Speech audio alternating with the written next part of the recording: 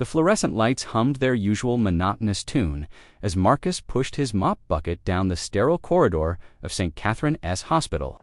His dark blue janitor's uniform was spotless, despite the early morning shift he'd already put in. At 62, his hands were weathered but steady, his posture still military straight despite the years. Nobody looked twice at him. That's exactly how he wanted it. Marcus had been cleaning these floors for 7 years now, and in all that time, he'd barely spoken more than pleasantries to the medical staff rushing past him. They saw the mop, the bucket, the quiet man who made their workspaces shine. But what they didn't know would soon save a life. If you've ever felt invisible, underestimated, or like your best days are behind you, stay with this story, because what happens next will remind you why you should never judge someone by their uniform. They did unsee the decorated combat surgeon who had saved countless lives in field hospitals from Baghdad to Kandahar. They did not know about the trembling hands that had started one terrible night after a mortar attack, killed 3 nurses right in front of him, or the PTSD that made operating rooms feel like coffins. He preferred it this way. The simple, predictable rhythm of cleaning. No life or death decisions, no blood, no screaming, just him, the floors, and the peaceful solitude of early mornings before the hospital fully woke up. That Tuesday started like any other. Marcus was finishing the 3rd-floor hallway when he heard the commotion. Paramedics burst through the emergency entrance, wheeling in a gurney at full speed. A young man in desert camouflage lay motionless, his face pale as chalk. Marcus's mop paused mid-stroke. He recognized that uniform, those boots, a soldier, maybe He forced himself to keep cleaning, but his eyes followed the gurney. Through the chaos of voices, he caught fragments: training accident, severe internal bleeding, pressure dropping. The ER team swarmed, but he could see the panic in their movements. Something was very wrong. Marcus returned to his mop, tried to focus on the simple back-and-forth motion. Not his problem anymore. He'd left that life behind. His hands started their familiar tremor, just thinking about it. Then it happened. The code blue alarm shrieked through the hallway. Voices shouted urgently from the trauma bay. Marcus's heart lurched. He told himself to walk away, but his feet carried him toward the doorway instead. Through the window, he saw the young soldier's body convulsing, then going terrifyingly still. The heart monitor screamed its flatlined song. The attending physician, Dr. Chen, was barking orders, but Marcus could see the uncertainty in her face. She was good. He'd observed her before, but she was a general surgeon, not a trauma specialist. And this soldier needed someone who had worked in combat zones, someone who knew how to make impossible decisions in seconds, not minutes. The soldier's hand hung off the gurney, limp and calloused. A wedding ring caught the light. Marcus saw a photograph tucked into the boy's vest pocket, a young woman holding a baby. Something broke inside him. Or maybe it finally healed. Marcus dropped his mop. It clattered against the tile as he pushed through the trauma bay doors. A nurse tried to stop him, but he brushed past. His aorta's torn, Marcus said, his voice cutting through the chaos with surgical precision. You're losing him from the inside. You have maybe 90 seconds. Dr. Chen spun around, confused and angry. Sir, you need to leave immediately. I'm Dr. Marcus Webb, former Lieutenant Colonel, Army Medical Corps. 23 years as a combat surgeon.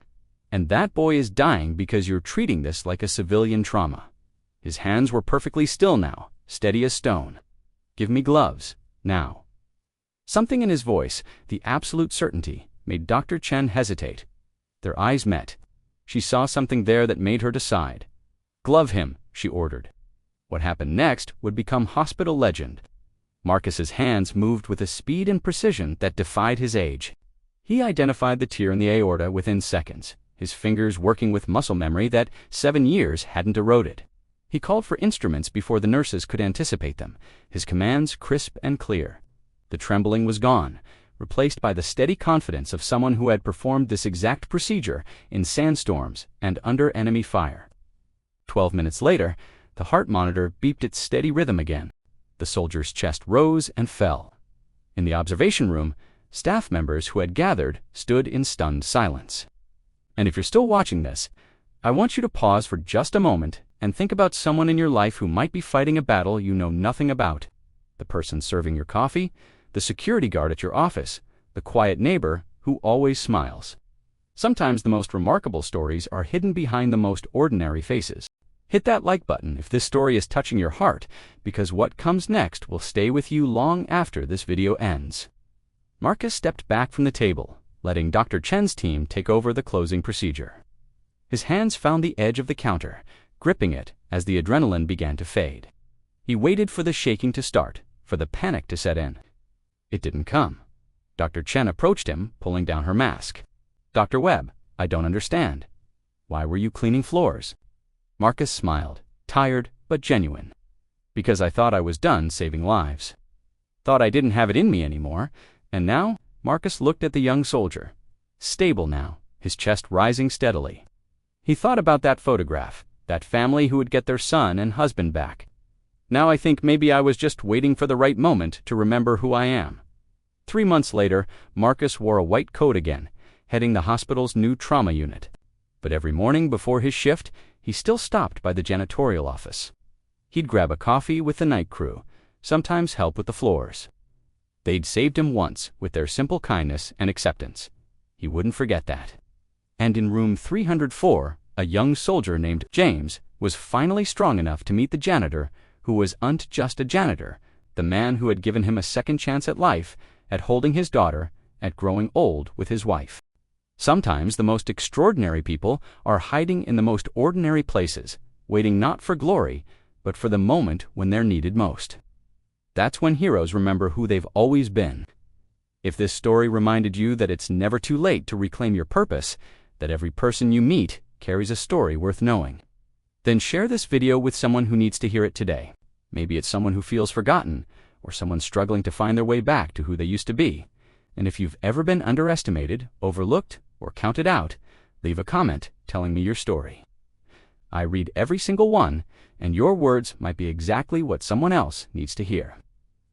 Subscribe if you believe in second chances, in hidden heroes, and in the power of one moment to change everything. Because stories like Marcus's remind us that our greatest chapters might still be unwritten, and sometimes all it takes is one person, one moment, one choice to remember that we matter.